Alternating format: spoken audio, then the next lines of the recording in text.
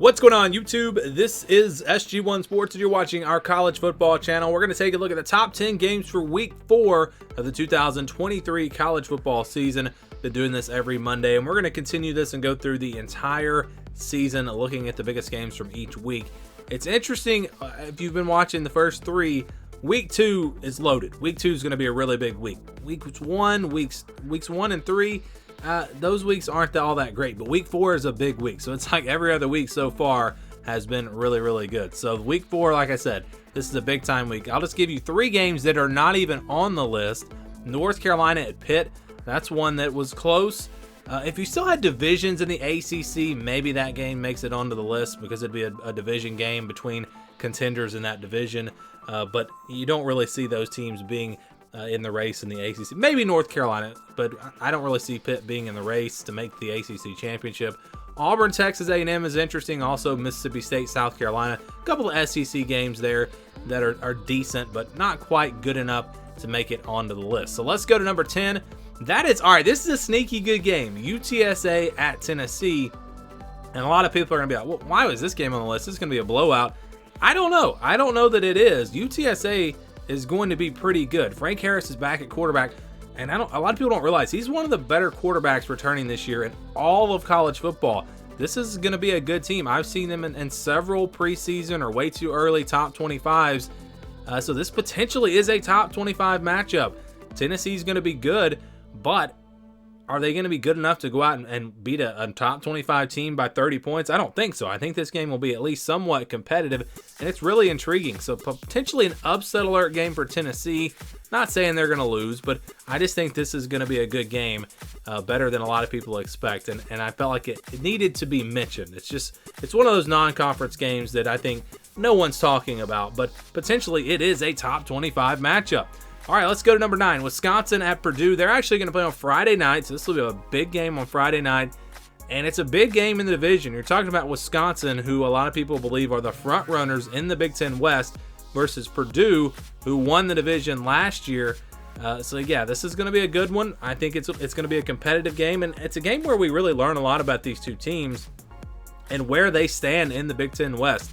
You know, if Wisconsin is truly the front runner and Purdue's going to have an off year, then Wisconsin probably goes in there and wins easily. But if Purdue can win it or keep it close, maybe that tells you this division is going to be wide open. I just think that game right there will tell us a lot about the Big Ten West, and I think it'll be a good one. Friday night game, Wisconsin-Purdue, number 9. Number 8, Arkansas at LSU. This should be a good one here.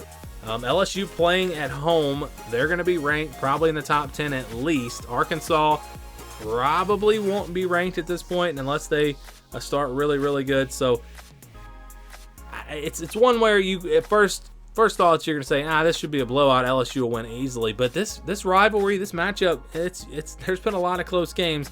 A lot of times when you expect it to be a game that's not all that close, it does turn out to be a very close game. Arkansas's gonna be a quality team this year. I don't know if they're gonna be a top 25, top 15 team. I think if they're not a top 25, I don't think they're far away from the top 25.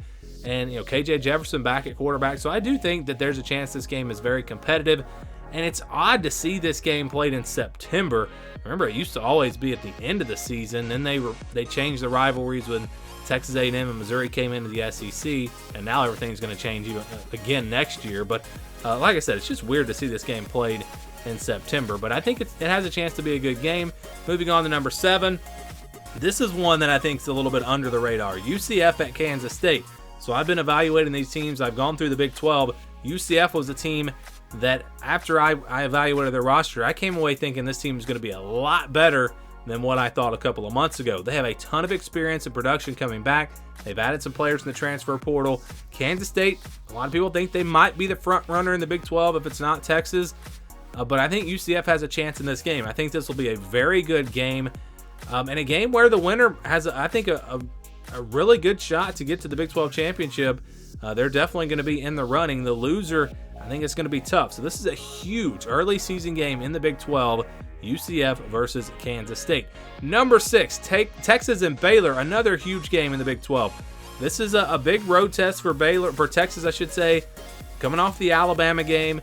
That game is in the Big 12. As far as the standings go, it doesn't really matter, but you don't want to lose again. You don't want to lose another game. If Texas is truly back, if they're truly a top 15 team this year, they're going to find a way to go on the road and beat Baylor. But Texas teams in the past have found ways to lose these types of games. Baylor's a team that's going to be pretty good this year. Tough place to play. I think this is a huge, huge game, especially for Texas, and a big game in the Big 12 at number 6, Texas, Baylor. Number 5, big game in the Pac-12, UCLA, Utah. So for me, this is an elimination game. I think this is a huge game for both teams. I think the loser of this game is not going to go to the Pac-12 championship. I know it seems crazy to say that this early in the season, but when you look at this conference, you look at Washington, USC, Oregon, Oregon State, it's going to be a gauntlet. And those are games that, I don't know that these two teams are going to be able to win a ton of games against those teams. And so I think if you lose this one, you're probably out of it. I think you're probably out of it. I would say Utah may.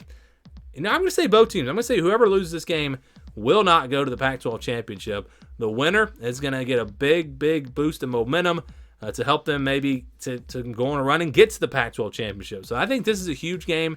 UCLA, Utah coming in at number 5. Number 4, Iowa versus Penn State. We've seen this matchup. We've seen some great games, some close games in the past. Iowa's one of those teams that we just don't know. Every year if you evaluate Iowa, you would say, well, talent-wise, they're kind of middle of the pack in the Big Ten. But then they have years where it just all comes together, that everything clicks in the offseason. They come out and they're a top 25, top 15 team. And then they have other years where they struggle, and I don't know what to expect from Iowa. If everything goes well for them this offseason, if they improve, they get better with some of the additions they've added in the transfer portal, they could potentially be a top 15 team this year, and this could be a huge game. On the other hand, they could struggle again, and this may be a blowout. So it's really hard to know where to put this game on the list, but I do think it has a chance to be a close game, and it's a big early season test for Penn State. So I've got Iowa, Penn State here at number 4. Number 3, Ole Miss at Alabama. Huge game in the SEC. Assuming Alabama does beat Texas, you win that game, and then you got to pretty quickly play another explosive offense in Ole Miss. This Ole Miss team is going to be good, I'm telling you.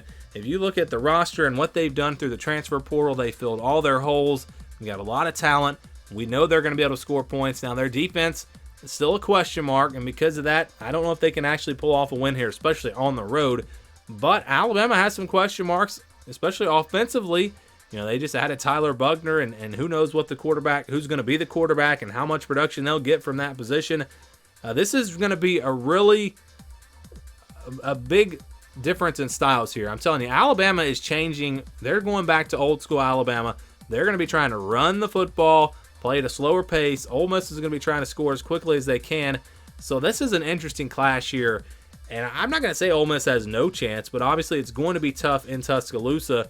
But if their offense can get going, if they can make, just a couple of big plays on defense, a couple of turnovers, they've got a chance to pull off this upset. I think this is a big game. I think it's a top 20 game. I think Ole Miss will be ranked in the top 15, 20 range. So I think it's a big one here in the SEC West. Number 2, Ohio State, Notre Dame, obviously a huge game. You've got two just monumental games here in Week 4. Two of the biggest games of the year. I haven't made a list of that. I probably will. But I would say these games are probably both in the top 5 in terms of biggest games. Ohio State, Notre Dame's huge. This is a big game for both teams. You look at what they have beyond this, and some would make the argument that Ohio State and Notre Dame will both probably lose a game after this game. I'm not saying that they will, but if you look at the schedules, you could definitely make that argument, which means the loser of this game probably is not going to make the college football playoff, but the winner, they've got a great shot. Ohio State, if they can win this game and they can get through Wisconsin and Penn State, they don't have to beat Michigan. They can get to the playoff just like they did last year because they'd have a big non-conference win over Notre Dame. And for Notre Dame, it's just kind of the same thing. You win this game, you can afford to lose to a team like USC potentially, and you can still get to the college football playoff. So the winner of this game is going to have a great chance, I'd say great chance of getting to the college football playoff. The loser, on the other hand, they're going to have to win out, and that's going to be tough, again, when you look at these schedules. So this is a big, big game in terms of the playoff picture. It's two teams probably that will be in the top 10.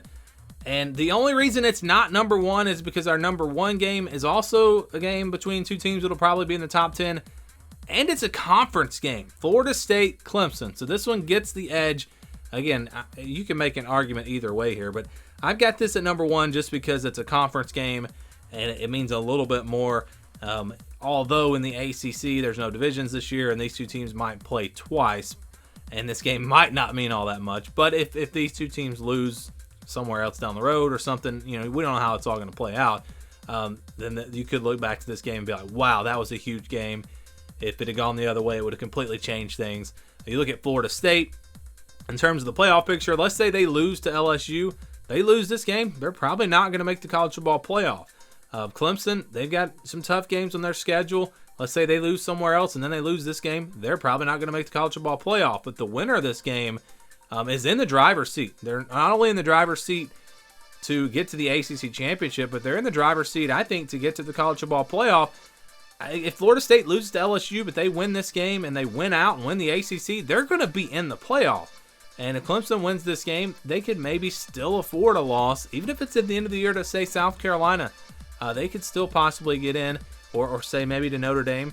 I believe they play Notre Dame this year. So, yeah, Florida State, Clemson, huge game in the ACC. I think it's one of the biggest games of the entire college football season, potentially just the first of two matchups, but this first one is going to be big. Florida State trying to prove that they are a top 5 team this year, but can they go on the road to Death Valley and beat Clemson? That is going to be tough. We'll see what happens. But yeah, week 4 is loaded, and obviously you got two of the biggest games of the year. Florida State, Clemson, Notre Dame, Ohio State. That weekend is going to be a must-see watch weekend in college football.